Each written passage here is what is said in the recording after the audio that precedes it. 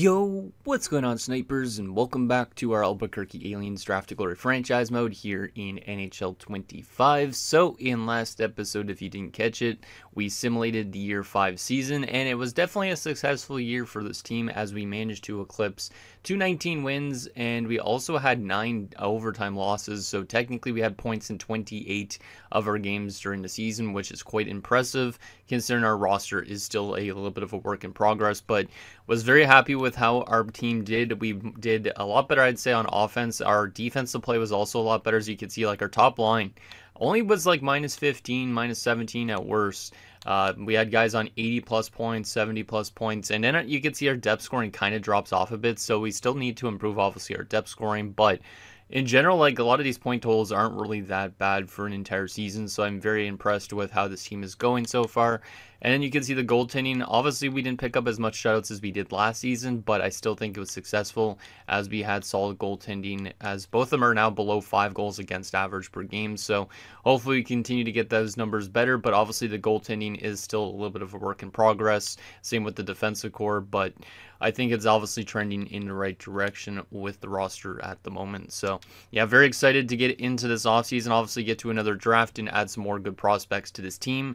And yeah, obviously keeping this team together for another season. Obviously, most of these guys will be locked up at some point in their careers, but hopefully once we get to a point where we're actually competitive, hopefully we could not lose anybody crucial to this team, because I'm going to hate it when we get to the stage where basically we're actually in the playoffs and all that stuff, and then we actually start losing people to free agency because we don't have cap space or something like that. So we want to manage our cap definitely as best as we can with these guys that we're going to be paying long-term deals to at the moment. So anyways, let's get in your guys' comments now and see what you guys have to say about last episode, and then we will get into this Year 5 offseason and get ready into another season for this team. And yeah, hopefully it's another good year ahead for this roster. So the first comment is from Canadian Eagles, who says, could go either way, to be honest. The sniper looks insane, but the DFD could be super solid too. I defer to your judgment, with a laughing face. And yeah, it's a really weird draft for us because we don't really know which one we want more.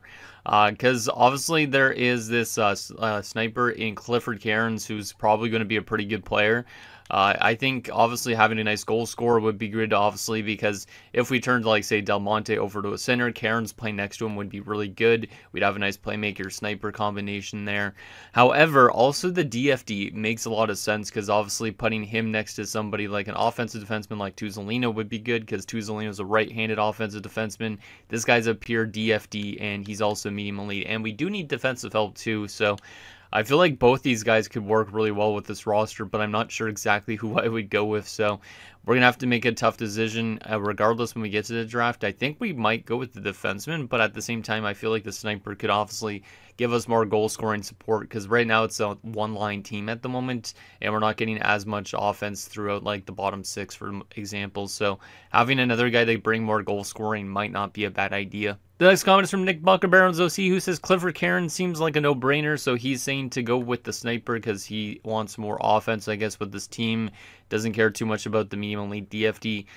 I also see a little bit of an argument for obviously going with Cairns, but the one thing that is a little bit worrisome is what happens if Del Monte does not want to change to center. What if he wants to stay as a left winger? Because then basically we have Cairns on the left side, we already have him on the left side, and Del Monte, and then we also have on the left side Kolar. So we'd have 3 medium elite left wingers, and we'd have to probably try and get one of them to change over to, like, the opposite wing or to a center spot. So obviously, hopefully Del Monte would change if we drafted the sniper. Obviously, if he doesn't, then that would kind of suck. So there's a lot banking on Del Monte changing over to a center, and then Cairns could play with him, and he could play on the wing, or we could change him over to a right winger, depending if you'd actually want to do that as well. The next comment is from Saturn Taku, says, at this rate the team is progressing, provided you draft an elite goalie and hire a strong coaching staff, you should be able to make the playoffs within the next 5 seasons. Don't be afraid to demote your current head coach in favor of one that at the better team fit. Should have left Bure unsigned. I hope his growth isn't stunted due to being on a bad AHL team. With Del Monte being over 50% on faceoffs, it would make sense to develop him as a center and Tulipov as a winger. Patrick Kane retiring in St. Louis is absolutely hysterical. As far as the draft, you're still in a position to be selecting players based on need rather than best available. While normally the DFD wouldn't be ideal, your logic putting him next to an offensive defenseman is sound. And yeah, that's why I'm kind of leaning towards maybe the DFD in that sense, is because like I honestly don't know for certain that Del Monte is going to want to change over. And then we get ourselves a good defensive pairing player to play next to Zelino. And then I think that would be just a really good combination. It would be probably a +5 on chemistry and all that. Like, I think it definitely would help us out a lot in terms of keeping the puck out in the net. So that would be a great top pairing. And obviously having like Narena on the second unit with like somebody else that's more defensively minded would be good. Like, it is going to start to wean out some of the guys that have been here for the first few years of this franchise mode. But I think maybe the DFD is the way to go. I'm just not 100% sure with that yet. The next comment is from Black and Perp, who says, if you end up signing a new head coach next season, I'd look for one with cycle pinch for their defensive strategies. I find a lot of generated defensemen have this playstyle, and you'll end up with a lot better defensive chemistry. So he's saying if we get a coach to get the one with cycle pinch so we could get better defensive chemistry, we'll definitely look into that when we look at the coaches, because we did have some coaches retire in last episode, which I honestly don't know which coaches retired of our roster. Like, was it our head coach? Let's see. No, it wasn't our head coach that retired. It was our associate coaches, basically. So we could kind of like reorganize our full-on coaching staff this offseason. Like, we could keep Lawson and just move him down to like an associate or a goalie coach, even for an example. But we are going to be able to reorganize our coaches this season, and maybe that will help out our team next season in terms of getting more wins and also getting some more growth. The next comment is from Ryan the Sharky, who says, I would personally take the sniper, finally have a chance to get a real goal scorer on the roster. If you do that, I would also suggest moving Del Monte to the center position. So he's saying also to go with the snipers. So like I was saying, I think though the only thing that's a little bit worrisome is if that for some reason we can't change the playmaker over to a center, then we'd have to be looking over to moving Cairns to center, or we could try and move Kolars to that second line center spot, and Del Monte could go up to the top line instead. I honestly really don't know, but there's a lot banking on that that left winger will actually change to a center, because they don't necessarily guarantee to change over. Like, they think, like, they test it out and see how it is, and if they like it, they'll take it. But if he doesn't want to change over to it, it would kind of suck, considering he's got good face-off stats. So I think he should be able to change, but it's a little bit risky. That's why I'm thinking more to DFD, but I'm not really too sure yet. I might have to compare the options a little bit better once we get into the draft. And the last and final comment is from Big T, who says, I should say you should get a left defenseman fourth, or left shot defenseman fourth overall pick. And I'm guessing English isn't your first language, because some of your comments, like, no offense, I just can't understand some of them. But I do understand what you mean. You're saying to go with Drew Bell. Drew Bell, I think, honestly, could be the option. Like, let's look at these guys a little bit more in depth here. You can see Cairns, obviously, pretty balanced, only B in physical. And then you look at Drew Bell, he's got a couple B stats, which his defense is not as good. It's just kind of weird as a DFD to have lower end defense. His puck skills aren't good, which makes sense. He does actually have some okay offensive categories, like his shooting and whatnot. His skating's pretty good as a DFD with that size, which is pretty good. He's got very good physical. So, I'm trying to think, honestly. I got probably Cairns is the better overall player based on that. But is he what we need more? Like, I honestly don't know. Like, let's take a look at these scheme fit stuff. Let's see. What was it the other guy was mentioning? He was mentioning cycle pinch. Yeah, see, yeah, Drew Bell is cycle pinch. So technically a cycle pinch coach would make sense if we got Bell. Yeah, that's really tough. I don't know if it. I guess it depends on what the AI takes before our selection. But honestly, I think we have the third overall pick, right? So it's either the two of these guys, because we're not going to go with the high top six grinder, even though that would be a nice meme pick. Man, this is going to be a really tough choice. I honestly don't know which I would prefer. Like, let me actually look at our roster on paper again here and see what I could muster up in terms of our team. So obviously, Ristolainen is our top line center, but this is where I'm a little bit worrisome. Obviously, Capaduca can continue to play on the right side, so that's fine. But like I said, Del Monte or Kolars would have to move to the second line center spot. that's permitted that they would want to move. Obviously, Del Monte is the guy we're going to try and change because Kolar's has been fantastic on that first line right now. But if Del Monte says no, then Kolar's would probably have to be the guy to change to that center spot. If he doesn't change, then we'd probably have to make a tougher decision trying to get that sniper to play on the right side, which isn't terrible considering Cappaduca isn't a hugely great right winger, but we already have like Staubitz on the right wing, so technically we'd be having another solid right winger. I mean, it's not a bad option, but there's a lot banking on Del Monte. I wish we already asked Del Monte about changing positions. I don't think I could do that in the off season, right? Like, let me just see if I could ask him about it in the offseason. I don't think I can. I think it's more in the regular season that I can ask him about it. Let's see. Adaptability. No, it's not that. What if I go with adaptability? Yeah, I don't think that's anything to do with it. So I think during the regular season is when I actually have to see if he'll change over to a center. Like he'll give me 2 months, and then if he likes it, he'll take it. If not, then so it's kind of. I wish I kind of already knew if he was going to actually be able to take over center spot at that second line, because I think that would definitely factor in my decision here.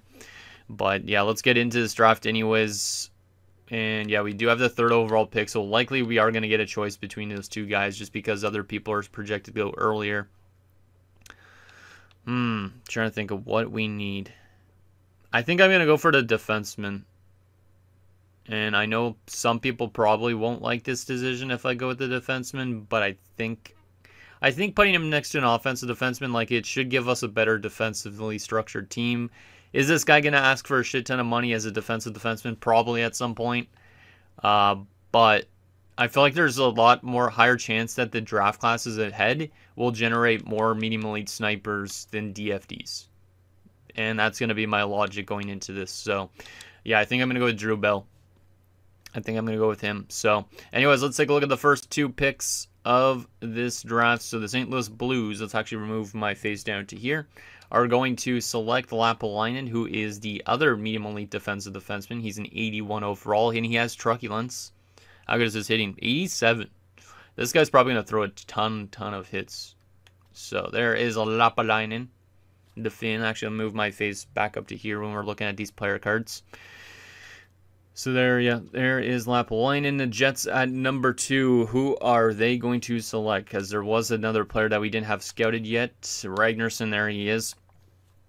And he has no X factors, which is kind of interesting. So that is Matthias Ragnarsson, or Matthias Ragnarsson, actually, for that matter, not Matthias. He's a sniper. Interesting. So those are the first 2 picks. And of course, like I said, it leaves us with this tough decision. But I think my logic might be good here. I don't think I've seen a lot of medium elite DFDs get generated as much as snipers. I feel like next year we could easily grab another sniper that's just as good as Clifford Cairns. So I think we're going to go for the defenseman. Yeah, I think I'm going to go for the defenseman, which is a little bit off the board, but I'm going to go with him, and that's my logic. Hopefully you guys understand my logic there. I don't see how good Drew Bell is. 79. See, that's not too bad. That makes our defensive core quite a bit stronger. Him and Tuzolino next season, I think that's going to be a really good little pairing. He doesn't have any X factors, but he's already listed as a top 6 defenseman, which is great. And then this is his attributes. And his shot power is good. He doesn't have much accuracy. His skating's pretty good. His physical play is pretty good, like 86 body checking. Good defensive awareness, good shot blocking, stick checking. Like, this guy should be a great penalty killer as well. So I like that a lot. Hopefully he helps out our offensive defenseman. Like, hopefully he's the rock that's set back, and basically our offensive defenseman can freewheel around the ice and get ourselves some goals. So I like that. Let's take a look at the other top 5 players. There is the Grinder. The Grinder actually goes 4th overall. I'm surprised the Grinder went first. So this is what Mohamed Meyer would look like, just in case you guys wanted to see the meme guy. I'm really curious to see how this guy generates growth and how he plays when he gets to the NHL, because I don't think I've ever seen a high top 6 Grinder before. So there's Meyer going to Buffalo, goddamn. Anaheim at number 5 did take Cairns, and see, Cairns technically would have been a great pick because he is an 81 overall. He's as good as the 1st overall selection. I might have made a bad choice there, but like I said, at the same time, I think there's going to be more snipers in the future draft, so I'm okay with it.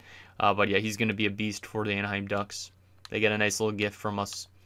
Okay, let's simulate to our next pick at 34. I think there's a chance we could get a Lowly in the second round, but it depends if he goes in the late first round or not. So let's take a look at after the top 5 if there's any good steals. There's Mercier at 75, medium elite. Let's actually move my face back down to here for now. Escline is a top 6, medium elite, and Bersois, we saw him as well. Damn, a high top 9 going 9th overall. Yikes. That's a bit of a bad pick for the Rangers. Looking to see if there was any crazy steals in this first round outside of our selections. High elite goaltender. So Vegetti was a high elite goalie. I kind of wish I would have been able to draft him, but at the same time, it's not the end of the world. But yeah, Vegetti's going to be a really good goaltender prospect for the Florida Panthers. Of course, Florida gets him of all teams. Corpacari's medium top 9. That's a pretty bad pick. Any low elites here? Yep, there's Naslund going to the Canucks, of course. That's the defenseman I wanted. I was hoping he'd fall to the second round, but Naslund would have been nice. Naslund would have been nice. Damn. That close to getting ourselves a nice low elite defenseman. But Vancouver ends up with a Naslund player, so I don't really mind too much. But what do we select here? Right wing. We could use more right wing depth for sure because Perron's like the second best right winger. So maybe I go with one of these guys. Maybe Marian Antons because he is a guaranteed top 6 forward. Yeah, I think I would lean towards Antons here in the second round. There was goaltenders I think supposed to go this round too, though, if I'm not mistaken. But they're not supposed to go for till later. This guy could be a low elite sniper and Don Pagaduin, but I honestly have no guarantees on that. There is the medium elite goaltender that's supposed to go this round. Do I get myself some medium elite goalie already or another top 6 forward? He is 19 already, Jorgensen, so we could always get a different goalie in a different round. There is the Spezza guy, too, who could be elite. After this round, is there any other elite goalies? There's a starting goaltender who's listed as a gem and already 19. 5 years out. There's also Stafford, who's 5 years out. No, there's also Auld, too. I didn't even realize. Likely all 3 of these goaltenders could be elite goalies. So this might be a good round to take an elite goaltender. Like, I do like Antons potentially for the top 6. But he is 3 years out. He doesn't really look that good in terms of attributes, to be honest. I do like Antons' look, and he is a playmaker as well, so he'd be another good setup guy, but I think we got to go with the higher potential here and go with a goaltender. So I guess I will go for Spezza because he's supposed to go first. Technically, Jorgensen's guaranteed to be elite, but he is older. So let's take a chance on Trenton Spezza and hope that he's an elite goalie as well. And he is. Okay, good. 48 overall, so pretty low overall for an 18-year-old, but does give us one of our better goalie prospects so far. I probably wanted to go... probably should have went with Antons, I feel like, still. I don't know. Maybe I could have gotten a different goaltender in the next round or so, but Trenton Spezza, I think, at least gives us a good goalie prospect, so I like that. But obviously, he's definitely going to be a major work in progress. Probably not going to get signed for a few years at least, but hopefully he gets some good growth. Let's take a look at what Antons was like. So yeah, Warner was a top 6 as well. Kane was a top 6 defenseman. Antons was a top 6. So this is what Antons looks like. And yeah, he would have been pretty nice, I think, for sure for our top 6 because we do need more right wing help, but I wanted to address the goaltending a little bit more, so that's why we took him instead. But let's see our next selection here as it glitches out a little bit. Okay. Third round. Now is the time to maybe take chances on random guys that could be a little late, but there is this Arthur Segal guy, not Siegel. Looks like a good defensive forward, good shot blocking and whatnot, so he's probably a two-way. Looks like he could be a top 6 forward, but he might be a top 9 like Mikhail Bang is. I mean, is there anybody better than that? Brathwaite might be top 6 as well. No guarantees. He's 4 years out. Dmitriev, guaranteed to be 4 years out. Is there any low elites potentially here? Ooh, this guy's kind of intriguing, but he has a weakness in character. Roy Travica. Trying to think of what else we got here. Low 4s. I have made some low 4s paying out so far, so Declan Milson's not bad. Declan Milson actually looks pretty good. He actually does look pretty good as a low 4. Like, he's going to have a good starting overall, but I don't really know if I want to draft more defenders right now, since we already took that DFD early in the draft. Medium top 9, Grinder and Sundqvist. There's the other goaltender. Is there any guaranteed low leads at this stage? There is not, I don't think. Let's see. Yeah, we aren't drafting the low lead until... We could probably draft these two guys for sure. That might be a low lead. We do have also De Silva, who could be in a medium elite goaltender. Ooh, this guy looks good, buddy. I don't think he's going to be medium elite with those type of attributes, right? Maybe I should have taken him instead of the other goaltender. I don't even know. So I think we're going to end up going with Segal here. He might be a medium top 9, but he also looks like he could be a good defensive forward. He's probably a low 6, to be honest, but let's take a chance on him. Give us some more depth on our forward group. Medium top 9, 60 overall. I don't mind it. It's not a terrible selection. He does have okay shooting categories. Solid defense. Like, he might develop, but he also might be just like an AHL top 6 forward at best. But at least it gives us more prospects on the forward side of things, so I don't mind it. Our next selection here. Let's see. Any guaranteed low leads around this point? There is Ahinen, but there's no guaranteed he's the elite even.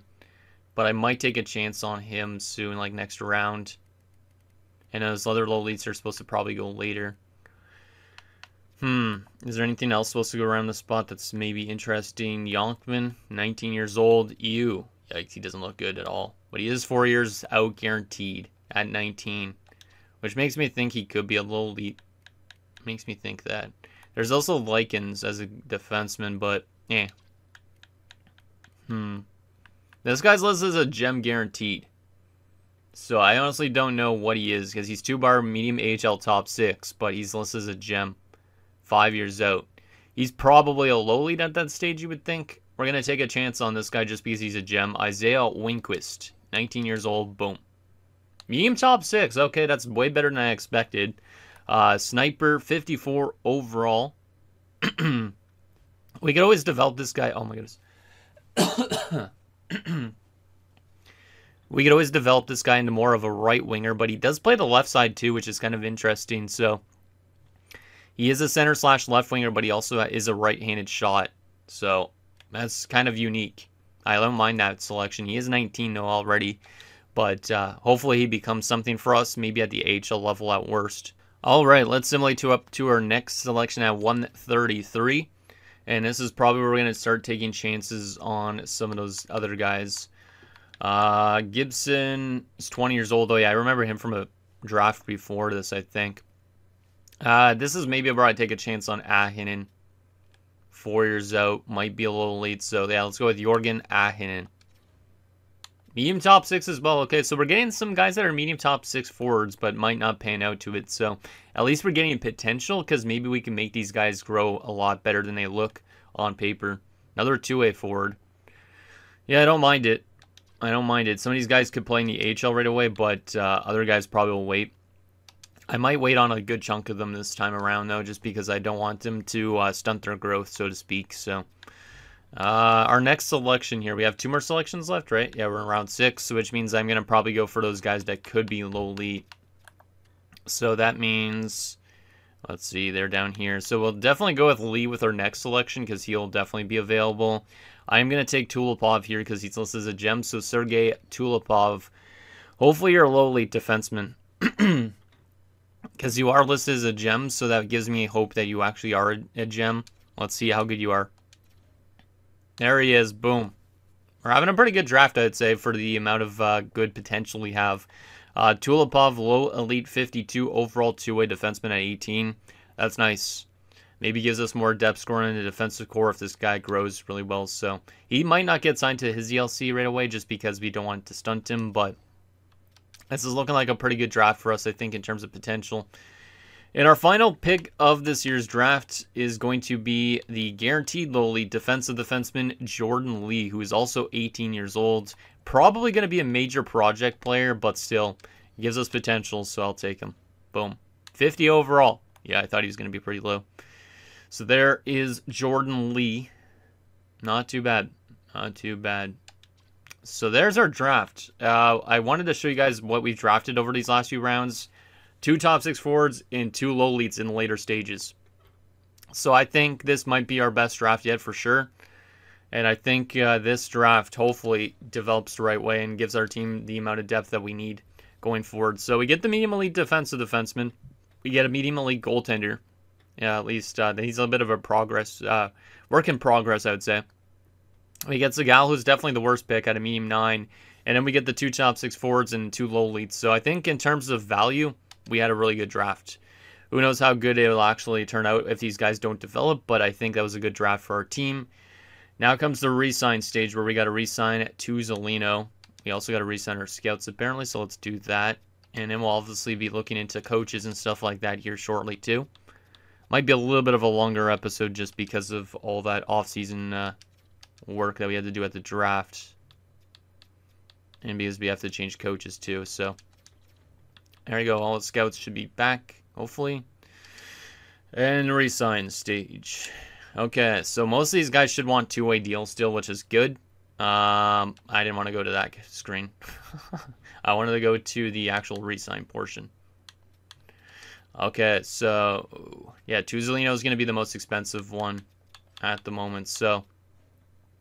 these guys should be all really cheap, right? Yeah, all really cheap, so we'll easily be able to get... everybody on our roster back pretty much, except for Tuzolino, which we're going to have to give him a long-term deal, or it depends on, I guess, what he wants. It was nice when Ristolainen last season wanted an easy little contract. I could let go of some of these guys that are just filler players still, so I got to double-check if we need still filler players. We definitely still will need cap whales, I think, but I'm not too sure about how much filler players we're going to need going forward. Because I'm not going to sign everybody that we just drafted for sure, but I'll sign a good chunk of them. It might suck, but I think Spike Parks might be in the AHL next season. It depends on, I guess, where he's fitting in the roster. So we'll get all these guys signed up that we drafted at least, which we did. Goaltending, we will obviously sign Mr. Shipley, 2-way deal, boom. And Tamerlan as well, we'll get a 2-way deal. Even though I wasn't thinking about bringing him back, to be honest. But UFAs, Ollie will get his ELC. So bring him in. Boom. And then these guys... Oh, Gardner needs his ELC. Yeah, Gardner's not really developing well as a low lead, but we are obviously going to sign him to his ELC because he has potential. So he'll play in the AHL next season. What we do need to do, though, is go to the unsigned. So definitely Bell's going to get his contract because he can play in the NHL right away. Jenks. Do I want to sign Jenks for the AHL? Probably not yet. Probably not yet. He's just a medium 7th anyways. Segal. I could wait on Segal for now. And then all the top 6 forwards and stuff. I could wait on all these other guys. Might as well. And then in terms of goaltenders, we'll wait on Semenov and Spezza for now. So that's all good. Tuzolino. What are you wanting for a contract? He wants a 7-year deal. He doesn't want the 8. It drops down by a little bit, but I could keep it on 8 years and see if he'll accept with the no movement clause. He's asking for over 10 million bucks right now, which is quite a bit, but I do not mind it because I know that he's going to be putting up big numbers at some point here. It is kind of a lot to bank on, but 8/11 with the no movement clause. Let's see if Tuzolino will accept that. He'll get back to us tonight. He would be the most highest paid player on this team, but I know he's going to get more and more expensive as this goes on. Let's advance today and see if he accepts. And if he accepts, then that would be great. And he does accept. Nice. He likes the stability. All right. So in terms of a roster, do I need to bring all these guys back? Probably, just because we're not signing a lot of guys through ELCs. So let's just sign all these guys. Actually, let's just give some of them the 2 years that they're asking for. But hopefully some of them are only asking for 1 year, because I do need to free up some roster space in these next few years. Let's just jump up the money a little bit. Oh, wow. Hopefully he accepted still. Let's see. This dude, I don't even know how to pronounce his last name.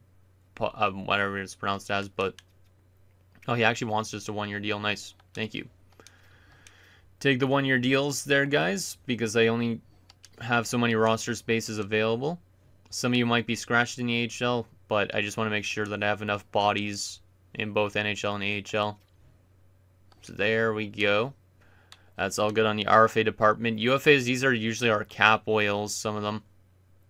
We are definitely going to need still some cap whales. So, however you pronounce Makiaho, he's going to get a 1-year deal, $20 million. Take it. We probably only need like 2.5 cap whales. I don't even really know. Let's just do this again. Thornwallace, boom.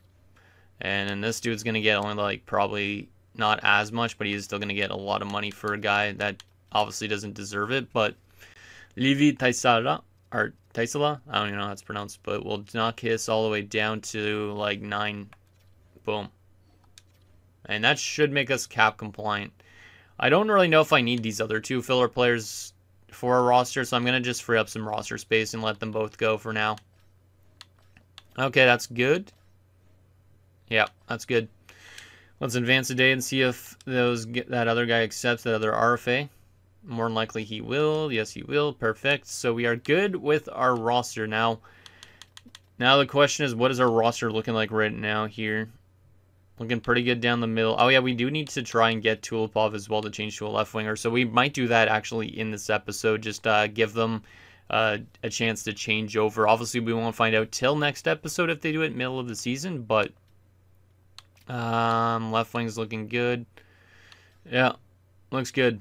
Looks good. And I do really like this top pairing. Tuzolino and Bell. Then we have Narena with Bates at least for now next season. Or Trevelyan even for that matter. Yeah, we definitely still need a lot more defensive help, so you can see kind of why I went with Bell at the draft instead. We do need still more goaltending help. We do have an abundance of goalie prospects at the moment, but we are going to have to make some tough decisions, maybe letting go of like Thornton or something like that so we can get Semenov into the AHL. I probably shouldn't have brought back Tamerlan because he's not really needed. We probably will use him as a depth goaltender next year in the AHL, but wanted to bring him back at least for you guys for another year, so that's all good and ready to go. Let's go to free agency now, I guess, and we'll take a look at the coaches available. And hopefully there's a good coach out there for us. Obviously, we don't know how good he's going to fit our team when it comes to the regular season fully, but let's see. Coaching staff. So we are going to temporarily demote you to NHL associate coach. And we need a new assistant coach, a goalie coach, and a head coach. So this is going to be some good work here. Saran Taco was also telling me in the Discord somebody with good teaching. So this guy's an A+ teacher. Is he a good fit for our team here? 61% right now. 65% for Wharton. So Wharton might be the best option out there. Wharton. Let's see Wharton. How good is his teaching? It is B only. B's not bad, though. I think maybe that would be better for the AHL. Do I go with the higher... I think I might go with Wharton here. Oh, wait, his style is physical, it says, though, right? Are we more of a physically team? Riddell, though, is more balanced. Or Riddle's more balanced. Maybe I'll go with Riddle, though. A little bit lower. We don't need to necessarily win a ton of games, so we don't need the highest team fit yet. So, yeah, let's bring in... Actually, maybe we can bring in both of them and see who works better next season. So we can bring Riddle in as the head coach. And then the other guy we could bring in as an assistant coach, if he's willing to go over to an assistant coach. And then we could obviously like play around and see who would work better for this team. I think that's a good little option for our team, so we're going to do that. So let's sign both these guys up here. And then we'll also find ourselves a good goaltending coach. So let's go on over here to teaching grade as well. And there's a goalie coach right there. Yeah, we'll bring in Vaclav Honzik as our NHL goalie coach. And I won't really focus too much on the AHL just yet. Actually, maybe I should find the AHL another coach. An assistant coach that I could turn into a head coach. So we'll take this guy here in Rory Henderson. And we'll make him our assistant coach in the AHL. And we might try and promote this guy to our AHL head coach. Okay, so that's good in terms of the coaches. That's all dealt with. So now we need to obviously see if those guys accept, but I think we are good on everything else. We have a lot of scouts already. Yeah, I think we're probably ready to actually simulate a little bit more already up to the season and all that. We do have the off-season focus stuff, though I have to still do. God damn it. I'm going to have to obviously cut this out of the episode, but I'm going to be literally doing a lot of stuff in this episode. I'm going to have to, like, just speed up a little bit. So I'm going to do some off-season focus stuff, guys, and then we'll obviously see if those coaches accept, and then we'll simulate up to the start of year number 6. Okay, guys, so all of the conversation stuff has been done with this off-season, so let's see if these coaches accept those extensions or whatever, not extensions, those contract offers, and then we could actually get up to the start of the season again. But I think it's going to be good. I think we're going to get some good growth in the system. Is Hanzik accepts, that's our NHL goalie coach.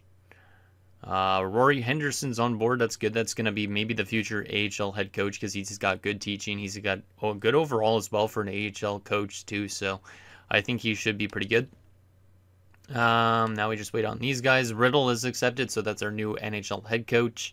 Good teaching grades and all that type of thing.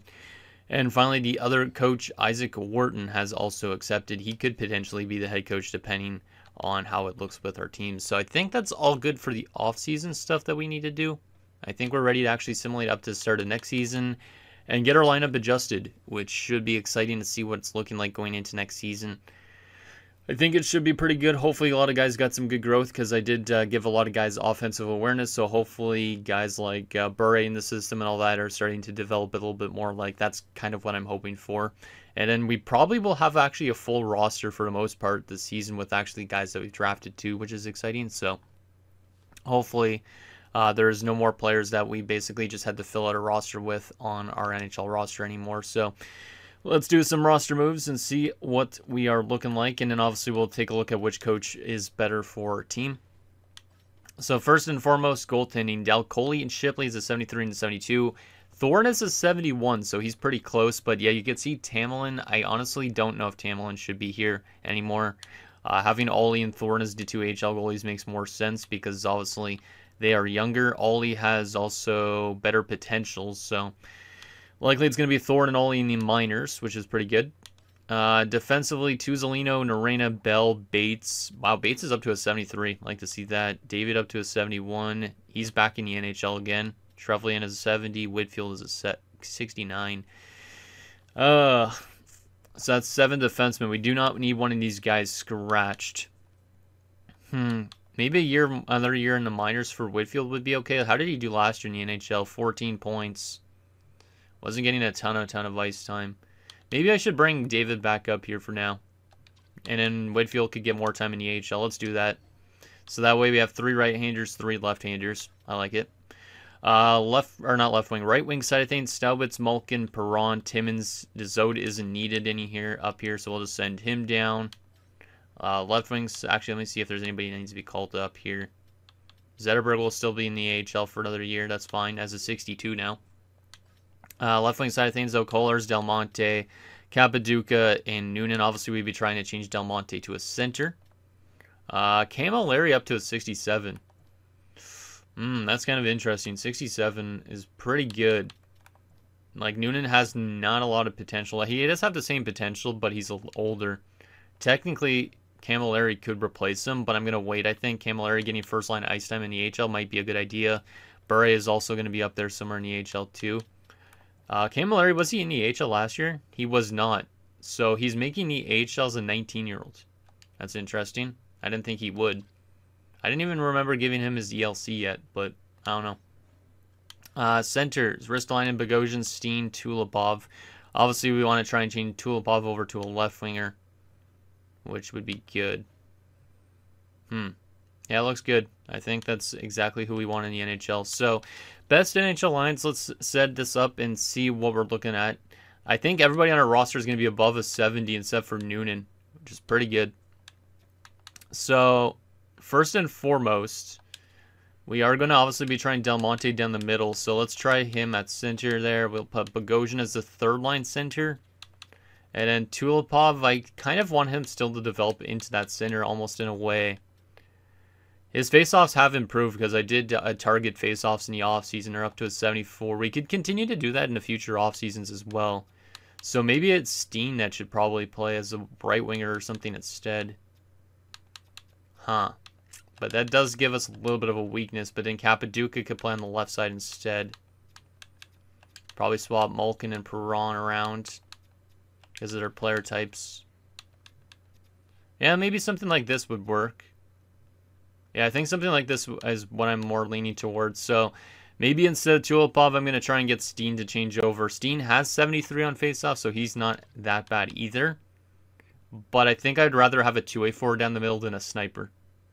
So we'll try and get Del Monte and Steen to change their positions.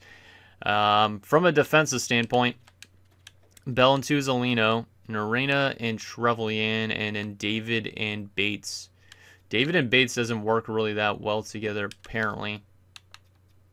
Obviously, I don't want Norena on the top 6 pairing. Ugh. That -3 chemistry is not the best. If I put Whitfield in that spot, I don't know if it'd be better. We might have to call up Whitfield again, but let me just go best lines for a second in the AHL here. And let's just make sure our right prospects are in the right spots. So obviously I want Zetterberg up here on the first unit. And also same with Camilleri. We also want to take out one of these dudes for Bure. Maybe I put Bure on the top line instead. Camilleri. Let's put him on the second unit. That's okay. Is there anybody else that should be in the lineup that we drafted? I don't think so, right? Because we didn't sign a bunch of our prospects this year. So that's good. Defensively, oof. The chemistry is pretty bad in the minors, Jesus. Spike Parks is in the AHL now. That really sucks. I was hoping to see Spike stay in the NHL a little bit longer. Yeah, I will definitely change the AHL goalie or AHL head coach over to that other coach that we signed, just because that would definitely help the growth down there. I think that's definitely something we're going to lean towards doing. And then we might also change our NHL coach as well. And just see how that fits. So if we go to our coaching staff here, let's readjust the AHL head coach. So obviously Froats does not seem to be fitting super well. So if we move Henderson to the AHL head coach instead, and we'll just move you to an assistant. And then if we change Riddle from our NHL head coach and change that to Wharton instead, and Riddle to the assistant, is Wharton a better fit in terms of our lineups? Like, do we have better chemistry? Good on the forward side of things for sure. That looks nice. Defensively, still not super great. I don't know why I'm not getting a +5 really with this. I was hoping I would. Let's change back to the other coach maybe instead. Actually, let me take a look at the chemistry on the power play and stuff like that. Like that 1 -3 pairing, I could probably get rid of it by calling up somebody from the minors. One's an offensive, one's a two-way. So if I got rid of the two-way and called up a DFD, like Pavelski, that would work probably too. But I do like the higher overalls, technically. But I don't really have a DFD on this side of things. Yeah, I could probably just call up somebody like Spike Parks again. Yeah, I think I'm going to call up Parks and send Bates down, even though Bates is technically the higher overall. I think that should readjust the chemistry a little bit on that pairing. Because chemistry is quite important in these early stages, I guess. So we'll go back to Ed Alliance here. Put Parks into that spot. And hopefully that works out. And hopefully the AHL has better chemistry with that new head coach as well. So we'll do Parks in that spot. I don't think it's a minus, but let's see if it is. I've got to edit this friggin' thing. We'll throw this in, and wow, Volk was scratched too. I didn't even realize Volk was scratched. We have almost too much prospects in the minors. There you go. Yeah, the chemistry is already better in the AHL too. Should I put Volk in or Fair? Probably Volk, I think. Let me take a look again. Low 70s, 66 at 21. Medium 7th, 63 at 22. Technically, he's been developing better, so Volk will come in. And that's good. Okay. And then goalies Thorne and Ollie, that looks fine. And then the chemistry definitely a lot better on the forward side of things, I think, than it was before. There we go. That looks good. So the new coach is going to work well down there in the minors. In terms of the NHL, there is still a -2 on this pairing. Yeah, it still doesn't seem to work well. I do not really know why, but I think I'll just be okay with the -2 for the time being. Power play looks good. Ristolainen, Kolar, Staubitz, Tuzolino, Narena. Yeah, I think that's fine. Bogosian, Malkin, Del Monte, Steen, and David. I don't mind it. Okay, so the final few things we need to do is to see if Steen and Del Monte will change over. Obviously, we'll give them a chance to. And then hopefully during the season, they actually decide that they want to change over. Like, they're going to learn, at least in the beginning. And then after 2 months, they'll tell us if they actually want to change over or not. So we need to go to talk to those guys. So let's talk to Del Monte here at the end of this episode. Season goal. On ice play. I think it's something like that, right? Oh, yeah, here you go. Let's chat about the position you want to play. What do you propose I could try and make it work? We want you to primarily at left wing, but we still want you to have more flexibility to your game. As a secondary position, can you play center? Do we want it as a secondary position or as primary position? I don't think it makes much of a difference, to be honest. We just want to add him center to his flexibility if he can. So we'll try, I think, that one. Players with the lower face-off rating will be harder to convince. So this is risky, but you know what? Let's try and see if he'll add it as a secondary position, because at least that'll give us more flexibility. So let's see what he has to say. Oh, I don't think that's the best idea for my game as a whole. Trust me, I'm better staying off on my current position. Damn. So he does not want to move over to center this season, which is not great. So we are probably going to put him back on the left side of things then, if that's the case. Which it means it restructures our lineup a little bit again. But that's alright. We'll go back to this, I guess. Let's see what we could work out here. We could maybe put Tulipov. We'll put Steen back in that center spot. Trying to think of who we could put on the left side of things now. That should be fine the way it is like this.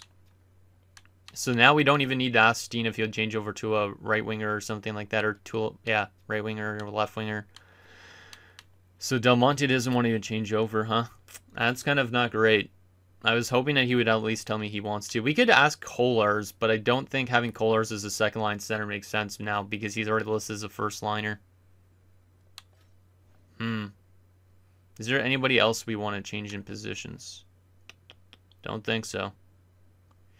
We'll obviously figure that out for next episode. But anyways, guys, that's going to do it for this episode of our Albuquerque Aliens Draft Glory franchise mode. So in next episode, we will start simulating year number 6.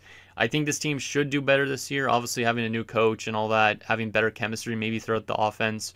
I think we should be better. So I think we're going to easily get to 20 wins this season. But obviously depends if the guys that did stuff last season, like that top line, if it continues to roll in the right way, if we're going to get some big headway plays, because we have a great offensive defenseman in Tuzolino. I think he definitely is going to start developing into a really good offensive defenseman. Having a shutdown DFD next to him, I hope it gives us a better chance to play better defensively when we have our offensive kind of guys out there. So it's going to be really interesting to see what this team is able to do this season. So think down below, and I'll see you guys next time.